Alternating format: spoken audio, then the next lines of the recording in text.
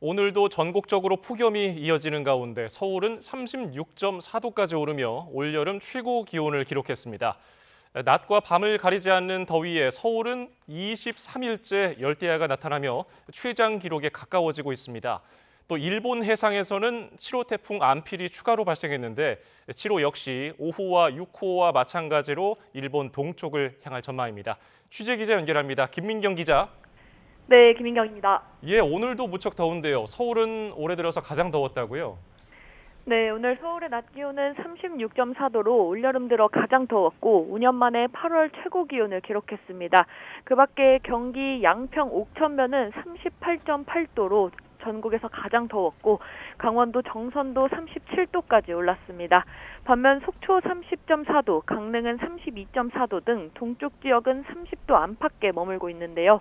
최근 북태평양 고기압의 중심이 동쪽으로 이동하면서 동풍이 강화됐는데 공기가 태백산맥을 넘어 고온 건조해지면서 서쪽 지역을 중심으로 폭염이 더 강해진 겁니다.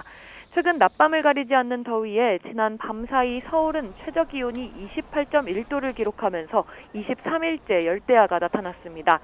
서울뿐만 아니라 전국 19곳에서 열대야가 발생했는데 특히 제주도는 지난 7월 15일 이후 29일째 한 달가량 열대야가 이어지고 있습니다.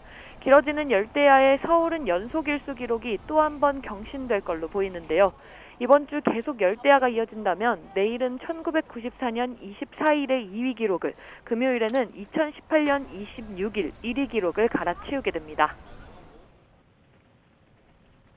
예, 일본 남쪽 해상에서는 7호 태풍이 연이어서 발생했다고 하는데 벌써 세 개째입니다. 우리나라에는 영향이 없습니까? 네, 직접적인 비바람 피해는 없을 걸로 보입니다.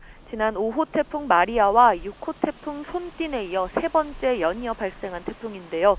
7호 태풍 안필은 오늘 새벽 3시쯤 일본 오키나와 남동쪽 해상에서 발생했고 앞선 두 태풍처럼 도쿄 동쪽 해상을 향해 북상할 전망입니다.